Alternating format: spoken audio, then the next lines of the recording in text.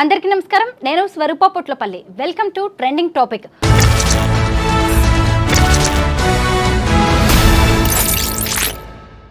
మొన్న software engineer Devika, నిన్న singer కల్పన ఆత్మహత్య యత్నం ఘటన అందరినీ కలవరపెడుతూ ఉన్నాయి.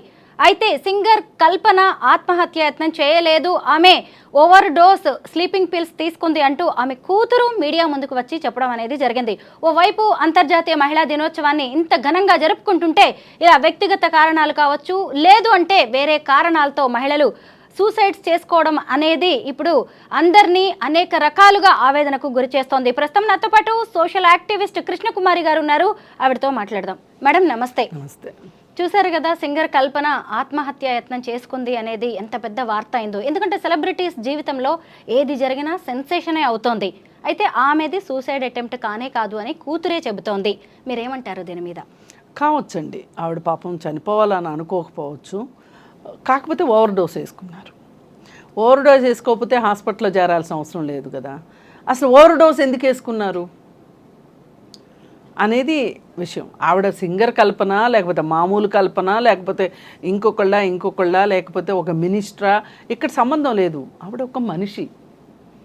ఒక మనిషికి కష్టం రావటం మరి చూసి కొంతమంది మీడియా పీపుల్గా ఫోటోలు వేసేసి హడావుడి చేయడమా, లేదు ఆమె కష్టం ఏమై ఉండొచ్చు అని ఆమె షూస్లో కాళ్ళు పెట్టి సహానుభూతితో ఆలోచించటమా అనేది మన విచక్షణ మీద ఆధారపడి ఉంటుంది. ఇప్పుడు ఆవిడ జీవితంలో చాలా ఒడిదుడుకులు ఉన్నాయి. కల్పన ఆవిడ మంచి సింగర్, డౌటే లేదు. ఎంతటి సింగర్ అంటే బాలసుబ్రహ్మణ్యం గారే ఆమెతో కొన్ని సందర్భాల్లో పోటీ పడలేనంత, అలానే ఆయన కంటే ఈమె గొప్ప సింగర్ అని కాదు, కొన్ని సందర్భాల్లో ఆవిడతో పోటీ పడలేకపోయేవాడు. పాడతా తీగలు చూసేవాళ్ళం మనం. అలాగే కొన్ని స్టేజ్ ప్రోగ్రామ్స్, స్వరాభిషేకం ప్రోగ్రాంలో ఎక్కువగా వాళ్ళిద్దరు కాంబినేషన్ చూసాం. ఎంత పోటీ అంటే ఆ పోటీని తట్టుకోవడం అంత ఈజీ కాదు. ఇంకొక సింగర్ అయితే తట్టుకోగలిగేవాళ్ళు కాదు. చాలా ఎనర్జీ ఉంది ఆవిడ దగ్గర, చాలా ఫైటింగ్ నేచర్ ఉంది. పోరాట పటిమంటారు కదా, యుద్ధం చేసేవాళ్ళనే పోరాటం చేస్తారన్నట్టు. ఏ పని చేసేవాళ్ళు ప్రాణాపాయం అంటే ప్రాణం కంటే ఎక్కువ అన్నట్లు చేసేవాళ్ళు ఎవరైనా పోరాట పటిమ ఉన్నట్లు లెక్క. ఆవిడకి ఆ పోరాట పటిమ ఉంది. పైగా ఆవిడ జీవితంలో చాలా ఒడిదుడుకులు ఉన్నాయి. ఇది ఎంతమందికి ఎంతో తెలుసో తెలియదు కానీ ఒడిదుడుకులు ఉన్నమాట వాస్తవం. ఆవిడ బ్యాలెన్స్ చేసుకోలేకపోయింది. బ్యాలెన్స్ చేసుకోలేక ఆవిడ ఒక రకంగా ఆధ్యాత్మికంలో కూడా వెళ్ళిపోయింది. మతం కూడా మారింది. మతం కూడా మారటమే కాకుండా మత ప్రచారకురాలుగా కూడా మారిపోయింది. ఆవిడ ఇంటర్వ్యూస్ అయ్యి వస్తూ ఉంటాయి. ఆవిడ క్రిస్టియానిటీలోకి మారింది. అంటే ఎంత ఎవ్వరు కూడా సరదాకి మతం మారరండి, ఇది మట్టుకు వాస్తవం. మతం మార్చారు, మత మార్పిళ్ళు అవుతున్నాయి అని గొగ్గోలు పెడతారు కానీ మతం ఎవ్వరూ సరదాకి మారరు. వాళ్ళ పరిస్థితులు, డబ్బులున్న వాళ్ళు కావచ్చు, డబ్బులు లేని వాళ్ళు కావచ్చు, వాళ్ళకి ఎక్కడో ఒక స్వాంతన లభించాలి మతం ద్వారా ప్రతి మనిషికి. ఆ స్వాంతన లభించినప్పుడు మతం మారతారు. ఆ మారాలి అనుకున్నప్పుడు వాళ్ళని ఇన్ఫ్లుయెన్స్ చేసే వాళ్ళని బట్టి ఏ మతంలోకి మారతారనేది మారతారు. అయితే ఆవిడ క్రిస్టియన్ మతంలోకి మారటమే కాకుండా చాలా ఇంటర్వ్యూలు ఇస్తూ ఉండేది. అయితే నాకు అనిపించేది ఏదో ఉంది జీవితంలో, ఆమెకి తట్టుకోలేని బాధలు ఏవో ఉన్నాయి, అందుకే ఆవిడ మతం మారింది అంటే ఒక వెతుకులాట కదా మతం మారటం అంటే. అసలు దేవుణ్ణి అతిగా ఇష్టపడటం అంటేనే ఒక వెతుకులాట. ప్రశాంతత కోసమో, కోరికలు తీర్చుకోవడం కోసం ఇంకోటో. అలాంటిది తను పుట్టిన మతం కాకుండా వేరే మతంలోకి మారింది అంటే తనకి ఎన్ని కష్టాలు ఉన్నాయో మనం అంటే తను హ్యాండిల్ చేయలేని కష్టాలు. అవి ఏంటి అంటే మీరు నేను చెప్పాల్సిన అవసరం లేదు. అసలు మనం ఆ విషయంగా ప్రతి ఇంట్లోనే ఏదో ఒకటి ఉంటుంది. సీత కష్టాలు సీతయి, పేత కష్టాలు పేతాయి. మరి ఆవిడ అక్కడి నుంచి మళ్ళీ అసలు మధ్యలో అసలు ఆమె మొత్తం ఈ సంగీత ప్రపంచానికి కూడా దూరంగా వెళ్ళిన తర్వాత మళ్ళీ సంగీత ప్రపంచంలోకి వచ్చారు. వచ్చిన తర్వాత ఇప్పుడు వాళ్ళ అమ్మాయి వచ్చి కేరళ నుంచి వచ్చి వాళ్ళ అమ్మాయి చెప్తుంది ఏంటి అంటే, ఆత్మహత్యాయత్నం కాదు ఇది, మా అమ్మకి నాకు కాస్త నన్ను ఆమె హైదరాబాద్ రమ్మంటుంది, నేను రాను అంటున్నాను, ఆ రిఫ్ట్ నడుస్తూ ఉంది, ఆ సందర్భంలో తను ఓవర్ డోస్ వేసుకుంది అని అన్నది అని అమ్మాయి చెప్పింది. సరే, ఇప్పుడు ఆత్మహత్యాయత్నం చేసిన దానికి ఒత్తిడిని తట్టుకోలేక ఇలాంటి పరిస్థితి రావటానికి చాలా దూరం ఉందని అయితే నేను అనుకోను. ఇంకో 2 ఎక్కువ వేసుకున్నారనుకోండి, వేసుకోకూడదు అసలు. ఒత్తిడిని అధిగమించడానికి ట్యాబ్లెట్ల మీద ఆధారపడటమే రాకూడదు ఒక మనిషికి, అదే వచ్చింది. అందుకోసం ఏంటి అంటే, ఇప్పుడు బయట వ్యక్తులుగా మనం మాట్లాడే కన్నా ఇంట్లో వ్యక్తులు ఆవిడకి అసలు ఆవిడ మనోభావాలు ఏంటి, ఆమె ఎందుకు అంత కష్టపెట్టుకుంది, అంత బాధపడింది, ఇప్పుడు ఆవిడ బాధ్యతలు ఆవిడ ఎంతో కొంత నెరవేరిస్తేనే వీళ్ళు 19 ఏళ్ల దాకానో 20 ఏళ్ల దాకానో వచ్చారు. మరి ఆ వయసుకి వాళ్ళు వచ్చిన తర్వాత వాళ్ళేమి, పిల్లలకు కూడా రెస్పాన్సిబిలిటీస్ ఉంటాయి, కేవలం రైట్సే కాదు, ప్రివిలేజెసే కాదు, రెస్పాన్సిబిలిటీస్ కూడా ఉంటాయి.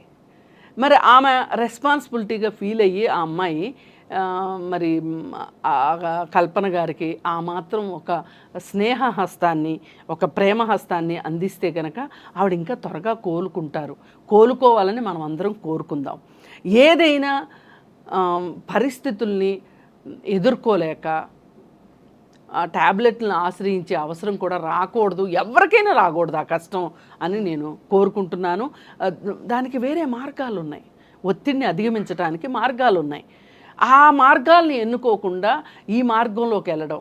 ఇప్పుడు ఆయన ఫోన్ చేశాడు, ఈవిడ ఫోన్ ఎత్తలేదు, ఆయన ఎవరికో ఫోన్ చేశారు అపార్ట్మెంట్ వాళ్ళకి, వాళ్ళు తలుపు బద్దలు కొట్టారు, ఇది గనక ఇంకా లేట్ అయిందనుకోండి, ఏంటి మరి పరిస్థితి? అందుకే మనం 1కి 10 సార్లు ఒక్కసారి మన ప్రాణానికి ఏమన్నా అయ్యింది అంటే కనుక ఏముండదు, ఇంకా మాట్లాడుకోవడానికి ఏముండదు. అందుకే ఆ పరిస్థితి వద్దు అని నేను కోరుకుంటున్నా. ఎవరైనా సరే మీరు ఒత్తిడిని అధిగమించటానికి వేరే మార్గాలు ఏమున్నాయో, మీరు ఎప్పుడైనా సమస్య ఉంది అంటే సమస్య పక్కన పరిష్కారం అనేది ఉంటుంది. దాన్ని మనం వెతకటంలోనే మనకి ఆ వెతకలాటకి ఓపిక లేదు. అక్కడ ఆ ఓపిక తెచ్చుకోవాలి అంటాను. లేదు అనుకుంటే పక్కన ఉన్న వాళ్ళు ఆ ఓపికని వాళ్ళకి ఇవ్వాలని నేను కోరుకుంటున్నాను. కృష్ణకుమారి గారు, ఇక్కడ కల్పన పర్సనల్ లైఫ్ గురించి మనం మాట్లాడుకుందాం. ఆమె చిన్నప్పటి నుంచి కూడా గాయకుల కుటుంబం నుంచే వచ్చారు. పైగా ఆవిడ గాయనిగా తనను తాను ప్రూవ్ చేసుకున్నాడు. తెలుగు, తమిళ్, మలయాళం, కన్నడ భాషల్లో 1500కు పైగా పాటలు పాడారు. 3000కు పైగా షోస్ చేశారు. ఆమె ఎంతో కాంపిటీషన్ ఉండే ఈ మ్యూజిక్ వరల్డ్లో ఆమె తనను తాను నిరూపించుకున్నారు. అయితే ఇటు పర్సనల్ లైఫ్కి వచ్చినప్పుడు ప్రసాద్ ప్రభాకర్ అనే వ్యక్తిని ఆమె పెళ్లి చేసుకున్నారు. 19 ఏళ్ల కూతురు కూడా ఆయన దగ్గరే చెన్నైలో ఉంటుంది. ఇప్పుడు అమ్మాయి కేరళ నుంచి వచ్చినట్టుంది. అయితే మొత్తానికి వ్యక్తిగతంగా అయితే కొన్ని ఇబ్బందులు ఉన్నట్టున్నాయి. దానికే ఆమె స్లీపింగ్ పిల్స్ వరకు వెళ్ళారు, హై డోస్ తీసుకున్నారు. అయితే ఆవిడకి అంతా బాగుండి ప్రాణాలతో బయటపడ్డారు. ఇక మీదటైనా ఆవిడ ఈ ఒత్తిళ్లను కావచ్చు, ఈ ఛాలెంజెస్ని అధిగమించి ఎలా ముందుకెళ్తే మంచిదంటారు? అదే కుటుంబ సభ్యులే, దీనికి మందు కుటుంబ సభ్యులే. ఆవిడ్ని ఓదార్చాలి, ఆవిడికి దగ్గరగా ఉండాలి. ఉండి ఆవిడకి ఏం అవసరం, ఇప్పుడు ఒకవేళ కౌన్సిలింగ్ అవసరమా, మందులు అవసరమా, ఏం అవసరమో ఏంటి అనేది ఖచ్చితంగా ఒకసారి ఓవర్ డోస్ వేసుకున్నారు అని అంటే వాళ్ళ మనసు వాళ్ళ అధీనంలో లేదు అని అర్థం. ఆ మనసు అధీనంలోకి వచ్చే వరకు కూడా ఇటు భర్త కానీ పిల్లలు కానీ అందరూ ఆవిడకి సహాయ సహకారాలు అందించాల్సిందే. పైగా మీడియా కూడా ఒకంత కాస్త సంయమనం పాటించాలని నేను కోరుకుంటున్నాను. నిజమే, ఎందుకంటే ఆత్మహత్యాయత్నం అన్నారు. సరే, అది నిజమే కావచ్చేమో, కానీ ఇప్పుడు బయటకు వచ్చిన తర్వాత కూతురు ఏం చెప్తుందో విన్నాం కదా. అవును, ఇంకైతే మానేయాలి. పైగా ఇంకొకటి, మీడియాకి తెలియాల్సింది ఏంటి అంటే, తెలియక కాదు తెలిసే చేస్తుంది. కొన్ని మీడియా నామ్స్ ఎథిక్స్ ఇవి ఉంటాయి. ఆ ఎథిక్స్ ఫాలో అవ్వకుండా ఫోటోలు ఎడాపెడా ఎక్కడ నెట్లో ఎక్కడ చూసినా ఫోటోలు దొరుకుతాయి, అవి తీసుకొచ్చేసేసి వేసేయడం అనే దాని మీద ఇప్పుడు ఇవాళ ఫేస్బుక్లో చాలామంది అభ్యంతరం తెలియజేశారు.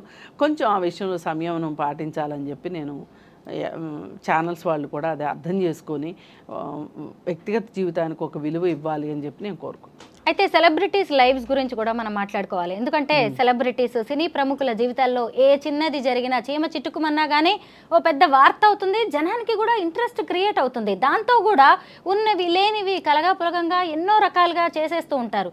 అయితే ఇలా ఇప్పుడు కల్పన గారికే కాదు, చాలామంది వ్యక్తిగత జీవితంలో ఎన్నో కష్టాలు ఉన్నాయి, ఒడిదుడుకులు ఉన్నాయి, సమస్యలు, సవాళ్ళు ఉన్నాయి. చాలామంది ఇలాగ ఆత్మహత్య లాంటి ఆలోచనలు చేస్తూనే ఉంటారు. వాళ్ళకి ఏం చెప్తారు? ఎవరికైనా ఒకటండి, సినిమా ప్రపంచము మామూలు ప్రపంచము, వాళ్ళు మనుషులే, మనము మనుషులమే. కాకపోతే ఏంటంటే వాళ్ళు ఒక రంగుల ప్రపంచానికి ఎక్స్పోజ్ అవుతారు. వాళ్ళకి చాలామంది ఏం చేస్తారు అంటే వాళ్ళకి నీరాజనాలు పలుకుతూ ఉంటారు. దానికి వాళ్ళు అలవాటైపోతారు. ఇది ఒక ఎడిక్షన్ ఒక రకంగా. ఈ ఎడిక్ట్ అయినప్పుడు ఏం జరుగుతుంది అంటే అది ఏదైనా కాస్త తగ్గింది, మోతాదు తగ్గింది అంటే వాళ్ళలో ఒక రకమైన ఒక ఇన్సెక్యూరిటీ వచ్చేస్తుంది, ఒక ఇన్ఫీరియారిటీ కాంప్లెక్స్ పెరిగిపోతుంది. ఇన్ఫీరియారిటీ కాంప్లెక్స్, ఇన్సెక్యూరిటీ రెండు సిస్టర్స్ అన్నమాట, కవల పిల్లలు అనమాట. ఇన్సెక్యూరిటీ ఉంటే ఇన్ఫీరియారిటీ వస్తుంది, ఇన్ఫీరియారిటీ ఉంటే ఇన్సెక్యూరిటీ వస్తుంది.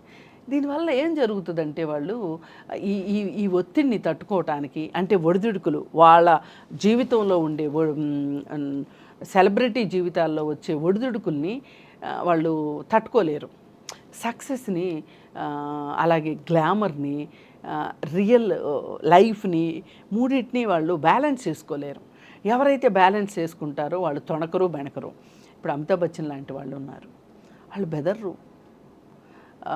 అలాగే పాత హీరోలు ఉన్నారు, నాగేశ్వరరావు, రామారావు గారు, ఇట్లాంటి వాళ్ళు ఎక్కడ ఒక సినిమా పోయినా, కృష్ణ గారికి అల్లూరి సీతారామరాజు తర్వాత 17 ఫ్లాప్లు వచ్చినాయి. 17, 1 కాదు 2 కాదు. ఎట్లా నిలబడ్డారండి తట్టుకుని? ఇప్పుడు వాళ్ళు నిలబడలేకపోతున్నారు. అసలు లాంగ్ కెరీర్ ఉండట్లే ఇప్పుడు వాళ్ళకి. పోరాటం పోరాటం పోరాటం, ఫైటింగ్ ఫైటింగ్. ఈ దీంట్లో ఏమైపోతున్నారంటే వీళ్ళు ఒత్తిడిని అధిగమించడానికి కొంతమంది మద్యపానము, కొంతమంది డ్రగ్స్, కొంతమంది ఏవేవో వ్యాపారాల్లోకి వెళ్ళిపోవటము, అంటే పోయిన చోట వెతుక్కోవాలన్నట్లు, ఇలాంటివన్నీ చేసి చేసి చేసి వాళ్ళు అలసిపోతున్నారు ఒక రకంగా. ఇలా అలసిపోయి ఎక్కడో చోట దొరికిపోతున్నారు వాళ్ళు. ఎప్పుడు పలానా వాళ్ళని పలానా పబ్లో అల్లరి చిల్లరగా చేయటం గురించి ఒక వార్త, పలానా వాళ్ళు గోవాలో డ్రగ్స్ తీసుకుంటూ పట్టుపడ్డారు, లేదు అంటే పలానా వాళ్ళ కారులో డ్రగ్స్ దొరికినాయి. ఇవన్నీ వార్తలు ఇవాళ. ఏంటి ఈ వార్తలకు బేస్ ఏంటి అంటే, అసలు వీళ్ళు ఇలా అవదాలని వచ్చారా ఇక్కడికి? నటిద్దామని వచ్చారు, ఒక గ్లామర్ ఫీల్డ్లోకి గ్లామర్గా ఎదిగిపోవాలని వచ్చారు. కానీ వాస్తవ జీవితంలోకి వచ్చేసరికి లాంగ్ కెరియర్ లేక ఒక ఖర్చులకి, ఒక దీనికి అలవాటు పడిపోతారు వాళ్ళు. ఒక మేకప్కి వీటికి అలవాటు పడిపోతారు, ఒక లైఫ్ స్టైల్కి అలవాటు పడతారు. ఆ లైఫ్ స్టైలు సినిమాలు ఉన్నంతసేపు లైఫ్ స్టైల్ ఉంటుంది. ఆ సినిమాలు ఉన్నప్పుడు వచ్చిన డబ్బుని జాగ్రత్త చేసుకునే వాళ్ళకి ఈ లైఫ్ స్టైల్ని సస్టైన్ చేయగలుగుతారు. ఎవరైతే ఆ డబ్బుని జాగ్రత్త చేసుకోరో వాళ్ళు వాళ్ళ లైఫ్ స్టైల్ని జాగ్రత్త చేసుకోలేరు.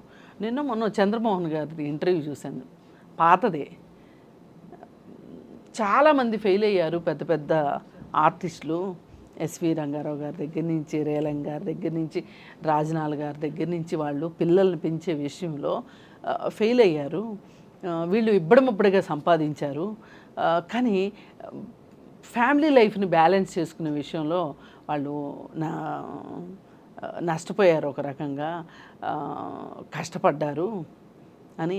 అందుకే నేను అసలు మా పిల్లల్ని సినిమా వైపుకి రానివ్వలేదు. నేను చదువుకోవాలి అని ఆ దీంట్లోనే ఉంచాను అని. అట్లా అంటే సక్సెస్కి 100 కథలు ఉంటాయి, ఫెయిల్యూర్కి ఒకటే ఉంటుంది. ఏదన్నా కానివ్వండి, ఎవరన్నా కానివ్వండి, సెలబ్రిటీసే కాదు, సామాన్యమైన మనుషులే కావచ్చు, ఎవరైనా నేర్చుకోవాల్సింది ఏంటి అంటే కాస్త పరిస్థితులు బాగున్నప్పుడు మనం కాస్త తగ్గి ఉండాలి. మనం ఈ సందర్భంగా ఐటీ ఎంప్లాయీ అయిన దేవిక గురించి కూడా మాట్లాడుకోవాలి. భర్తతో గొడవైపోయి ఆమె ఊరేసుకొని చనిపోయింది. అంటే వాళ్ళిద్దరికీ మధ్య గొడవ జరగడం వల్ల ఇద్దరు కూడా ఆమె ఒంటి మీద కొన్ని కమిలిన గాయాలున్నాయి. అంటే గొడవ జరిగి తర్వాత ఆ అమ్మాయి మన బాధ ఎక్కువైపోయి ఆమె సూసైడ్ చేసుకున్నట్టుగా అయితే తెలుస్తోంది. అయితే అత్తింటి ఆరళ్ళు కావచ్చు, లేదంటే వరకట్న వేధింపులు కావచ్చు, అంత చదువుకొని ప్రేమించి పెళ్లి చేసుకొని 6 నెలలు కూడా కాలేదు. అలాంటిది దేవిక ఆత్మహత్య చేసుకోవడం అనేదాన్ని మనం ఎలా చూడాలి? అసలు వాళ్ళ పరిచయమే 6 నెలలు, పెళ్ళై 3 నెలలే. ఆగస్టులో పెళ్ళయింది, ఆగస్టులో 6 నెలలు దాటిపోయింది. అయితే ఇక్కడ చూడాల్సింది ఏంటంటే ఆమెకి అతను కరెక్ట్ మ్యాచ్ కాదు నిజానికి. అంటే correct match in the sense చదువులోనో డబ్బులోనో కాదు. ఆమెకి ఏమైతే ఒక ఆశని కల్పించాడో అతను, మనం హ్యాపీగా ఉంటాము, హ్యాపీగా ఉండటమే మన లక్ష్యం, నేను నిన్ను బాగా చూసుకుంటాను, గుండెల్లో పెట్టుకుని చూసుకుంటాను, ఏవేవో కథలు చెప్పాడు. చెప్తే నిజమని నమ్మింది, పెళ్లి చేసుకుంది. పెళ్లి చేసుకున్న తర్వాత ఆ పెళ్ళి కూడా పెళ్ళికి ముందు ప్రీ వెడ్డింగ్ షూట్స్, గోవాలో పెళ్లి చేసుకోవాలి అనుకోవటము, ఇవన్నీ ఏంటి అంటే అతను ఎప్పుడు కూడా ఎక్కడ ఒక చోట ఆగే మనిషి కాదు అనేది అర్థమవుతుంది మనకి. అంటే అతను వినూత్నంగా ఆలోచిస్తున్నాడు.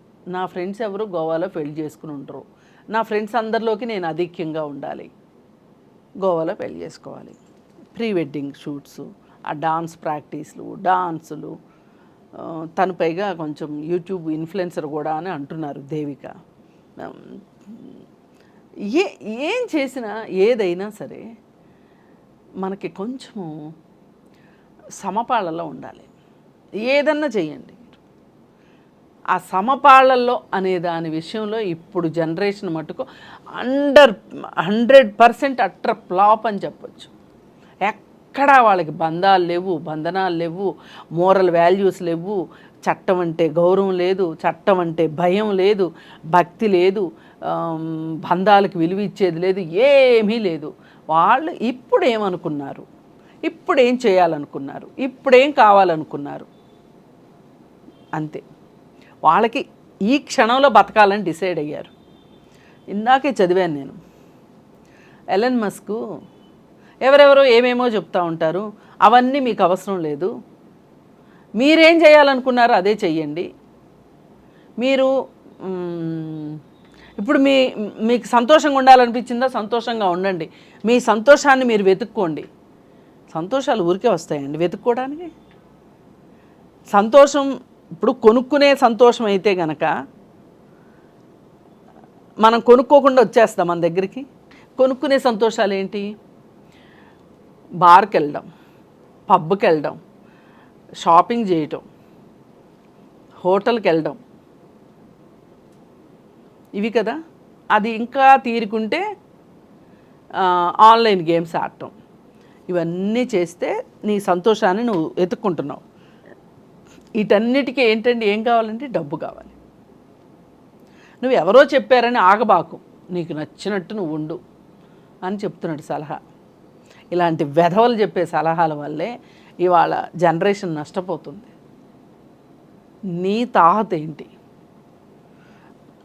నీ లైఫ్ ఏంటి, నీకున్న కమిట్మెంట్స్ ఏంటి, నీకున్న రెస్పాన్సిబిలిటీస్ ఏంటి, అవి చూసుకుని ఆటిల్తోటి నువ్వు జీవితం గడపాలి, ఆటిల నుంచి నువ్వు సంతోషాన్ని పొందాలి. కానీ నీకు తింటానే మింగ మెతుకులేదు మేసాలకు సంపంగి నూనె అన్నట్లు ఇవాళ ఒక్కొక్కళ్ళు 50,000 ఫోన్లు వాడుతున్నారండి. అతి సామాన్యులు కూడా, యంగ్స్టర్స్ నేను ముఖ్యంగా చెప్పదలుచుకునేది అదేమంటే ఈఎంఐల్లో ఫోన్ వచ్చేస్తుంది. ఈఎంఐలో మటుకు మనం కట్టొద్దా? స్కూటర్కి లోను, ఇంట్లో సామాన్లకు లోను, ఫోనుకు లోను, పైగా పే లెటర్స్ అని వచ్చేసినాయి. ఇప్పుడు నువ్వు ఖర్చు పెట్టు, తర్వాత కట్టు. ఇవన్నీ ఇప్పుడు ఇప్పుడు యూత్ ఈ విధంగా గోవాలో పెళ్ళికో, నీకు ఇల్లు లేదు, అత్తగారి ఇల్లు రాసిమ్మని అడుగుతున్నావు, నీకు గోవాలో పెళ్ళి ఎందుకు? గోవాలో పెళ్ళి ఎందుకు? ఇద్దరు ఉద్యోగం చేస్తున్నారు కదా, మీ ఇద్దరు కలిసి గోవాలో పెళ్ళి ఖర్చులు పెట్టుకుంటే, డౌన్ పేమెంట్ కట్టుకుంటే, అపార్ట్మెంట్ కొనుక్కుంటే, ఇన్స్టాల్మెంట్ కట్టుకోగలరు కదా ఇద్దరు ఉద్యోగస్తులు అయినప్పుడు. అప్పుడు అత్తగారి ఇంటి మీద కళ్ళు ఉండవు కదా. అసలు అత్తగారికి ఇల్లు లేకపోతే ఏం చేసేవాడివి? పక్కింటి వాళ్ళు ఇల్లు లాక్కునేవాడివా? అందుకని అతను వాస్తవానికి దూరంగా ఉన్నాడు, ఊహా ప్రపంచంలో ఉన్నాడు. ఈ అమ్మాయి కూడా ఎంతో కొంత ఈ సోషల్ మీడియా ఇన్ఫ్లుయెన్స్లో ఈ అమ్మాయి కూడా ఉంది. సరిపోయారు ఇద్దరికిద్దరు. కానీ పెళ్ళయింది. పెళ్ళి జరుగుతున్నంతసేపు, డబ్బులు ఖర్చు అవుతున్నంతసేపు ఏమీ తెలియదు. ఆ మత్తులో ఉంటారు. డబ్బులు ఖర్చు పెడుతుంటే చాలా మత్తు ఉంటుంది, మత్తులో ఉన్నారు. పెళ్ళైపోయింది, రియల్ లైఫ్లోకి వచ్చారు. ఇక రోజు ఆఫీస్కి వెళ్ళాలి. జీవితం బోరు కొడుతుంది, చాలా బోరు కొడుతుంది జీవితం. రోజు గోవాలో పెళ్లి చేసుకోరు కదా, రోజు ప్రీ వెడ్డింగ్ షూట్స్ ఉండవు కదా, అవి అప్లోడ్ చేసి ఎంతమంది చూశారు, ఎంతమంది లైకులు కొట్టారు, ఇది రోజు ఉండదు కదా. పైగా అమ్మాయిలు కూడా ప్రేమించినప్పుడు అబ్బాయిలు ఎలా నెత్తిన పెట్టుకుని చూసారో పెళ్ళాక కూడా అలాగే ఉండాలి, నేను ఏదంటే అదే జరగాలి అనే ఒక మనస్తత్వం కూడా కనిపిస్తుంది అమ్మాయిల్లో. అమ్మాయిల్లో ఏంటండి, ప్రతి మనిషిలోనూ ఉంటుంది. నేను అందుకే ఇక్కడ అబ్బాయే వాస్తవానికి దూరంగా వెళ్ళాడు అనటానికి నాకు మనసు పట్ల, అమ్మాయి కూడా వాస్తవానికి దూరంగానే ఉంది. కాకపోతే మీడియాలో వస్తున్న వార్తలు నాకు మరింత ఆశ్చర్యం కలిగిస్తున్నాయి. రిమోట్ దగ్గర పొట్లాడుకున్నారు అని ఎంత సింప్లిఫై చేస్తున్నారంటే, అతను ఆ అమ్మాయిని ఇల్లు అడిగాడు అనేది పక్కకి వెళ్ళిపోయింది. ఇప్పుడు రిమోటే ఇంపార్టెంట్ అయిపోయింది. ఇప్పుడు ఇది తప్పు అంటాను నేను. మీడియా ఉన్నది ఉన్నట్టు చూపించాలి. ఇప్పుడు ఇందాక నుంచి మనం మాట్లాడుకున్నది వాస్తవంగా వచ్చిన కథనాలను బట్టి మనము అంచనాతో మనం మాట్లాడుతున్నాం. ఏమంటే రిమోట్ కోసం తగాదబడి ఆత్మహత్య చేసుకుంటుందా అండి? నాకు అర్థం కావట్లేదు. నాకు ఇతని తోడు నా వల్ల కావట్లేదు, ఏం చేయాలో అర్థం కావట్లేదు అని చెప్పి ఒక ఫ్రెండ్కి మెసేజ్ పెట్టిందంట. ఓకే, మొన్న ఇప్పుడు నిన్న వచ్చింది ఒక వార్త బయటికి. ఏంటి అంటే, ఒక సాఫ్ట్వేర్ ఇంజనీరు, అతని పేరు అక్కుల్లో ఏదో ఉందండి, అతుల్ సుభాష్ ఇంకొక అతను కూడా సూసైడ్ చేసుకున్నాడు భార్య పెట్టే కష్టాలకి అని. వెంటనే హడావుడి చేశారు. అసలు మగవాళ్ళ హక్కులు అని అదని ఇదని హడావుడి చేశారు. తీరా చూస్తే తేలింది ఏంటి అంటే, ఈ అమ్మాయి, ఈ చనిపోయిన అతని భార్య చనిపోయిన అతని సిస్టర్కి మెసేజ్లు పెట్టింది. వాళ్ళ తండ్రికి బాగలేకపోతే పుట్టింటికి వెళ్ళిందంట. వీడు ఫుల్గా తాగేసి వీడియో కాల్ చేసి, నేను ఒక కుర్చీలో కూర్చొని నేను ఊరేసుకోబోతున్నానని ఈ అమ్మాయిని బెదిరిస్తున్నాడంట. బెదిరిస్తుంటే అందుకు ఆ అమ్మాయి ఆడబడుచుకి చాటింగ్ చేసింది. లేకపోతే అసలు ఈ విషయం బయటకు వచ్చేదే కాదు. నువ్వేం వర్రీ కాకు, వాడు అలాగే బెదిరిస్తాడులే, నువ్వు నిద్రపో, నువ్వు పడుకో. ఈ అమ్మాయి ఏమడుగుతుంది, కొంచెం నువ్వు ఫోన్ చేసి ఇలా అతను చాలా డ్రంకన్ స్టేజ్లో ఉన్నాడు అది ఇదని ఈ అమ్మాయి చెప్తుంది. ఏం చేసుకుంటాడో నాకు భయం వేస్తుంది, చాలా ఇంపల్సివ్గా ఉన్నాడు, ఏం డ్రాస్టిక్ స్టెప్ తీసుకుంటాడో అని భయంగా ఉంది నాకు అని. అంటే ఏం చేయలే అంటే వాళ్ళకి అలవాటు, ఇతని ప్రవర్తన వాళ్ళకి బాగానే తెలుసు అనమాట. అందుకని వాళ్ళు చాలా సింపుల్గా తీసిపారేస్తుంది అమ్మాయి, అతని చెల్లెలు. ఈ అమ్మాయి మటుకు మౌనిక అనుకుంటా, ఈ అమ్మాయి ఏమో మెసేజ్ల మీద మెసేజ్లు పెడుతుంది. నువ్వు ఇవన్నీ పక్కన పెట్టేసేసి ఫోను సైలెంట్లో పెట్టి పడుకో అని చెప్తుంది. ఇప్పుడు ఇది బయటకు వచ్చింది కాబట్టి సరిపోయింది. ఇప్పటిదాకా ఏమి రాసిందండి మీడియా, ఏమి రాసిందండి? అతను ఒక నోట్ పెట్టాడు, నా భార్య రాచి రంపాన పెడుతుంది, నా భార్య వల్లనే నేను సూసైడ్ చేసుకుంటున్నాను అని చెప్పి అతను. ఇప్పుడు ఏంటి అంటే, ఇప్పుడు అర్జెంటుగా వాళ్ళ నాన్న వదిలిపెట్టేసేసి ఇక్కడికి రావాలి, అది అతని ఉద్దేశం. అంటే తండ్రి దగ్గరికి వెళ్ళడానికి లేదు ఆ అమ్మాయికి. అసలు ఇట్లా మహిళలని సమస్యల గురించి ఇంత ఎద్దేవగా చేయడము అంటే, వాళ్ళ కష్టాన్ని అసలు కనీసం విలువ ఇవ్వకపోవటం వాళ్ళ కష్టానికి చేస్తున్నారు. ఇది మీడియా రోలు. దీన్ని చూసేవాళ్ళు కూడా ఇది నిజమే, ఇదే నిజం అని అనుకుంటున్నారు. ఇప్పుడు మనం కల్పన గురించి మాట్లాడుకున్న అదే, ఇదైనా అదే, ఏదైనా అదే. ఇక చివరికి ఇప్పుడు తల్లికి కూడా అడిగింది వెళ్ళి, ఏమ్మా ఇల్లు అంట రాసిమ్మంటున్నాడు మీ అల్లుడు అని అంటే ఆమె ఒకే మాట ఏడుస్తుంది. అసలు ఇట్లా జరుగుతుంది అంటే నేను రాసి ఇచ్చేదాన్ని, నేను ఎక్కడికన్నా పోయి ఎలాగోలా నేను బతికేదాన్ని, పాపం ఆవిడకి ఆ ఇల్లే ఆధారంగా ఉంచు. ఎంత బాధాకరమైన విషయం అండి. అసలు ఇప్పుడు ఈ అమ్మాయి సరే ఇవన్నీ కాదు, వీడి బుద్ధి ఏంటో బయటపడిపోయింది, వీడి ముందు బతకటం కష్టం అనిపించింది, 20 లక్షల ప్యాకేజ్ తోటి ఉద్యోగం చేస్తుంది ఆ అమ్మాయి, సొంత ఇల్లుంది, తల్లి ఉంది, వెళ్ళిపోయి తల్లి ఇంట్లో ఉండి ఉద్యోగం చేసుకుంటూ చేయొచ్చు కదా. ఇప్పుడు మీరు ప్రీ వెడ్డింగ్ షూట్స్కి పెట్టే ఖర్చు మనం ఇంతకుముందు కూడా ఒకసారి మాట్లాడుకున్నాం. ప్రీ మ్యారిటల్ కౌన్సిలింగ్కి మీరు ఎందుకు వెళ్ళరు? లేదు గొడవలు వస్తున్నాయి, మ్యారేజ్ తర్వాత కౌన్సిలింగ్కి అయినా వెళ్ళొచ్చు కదా.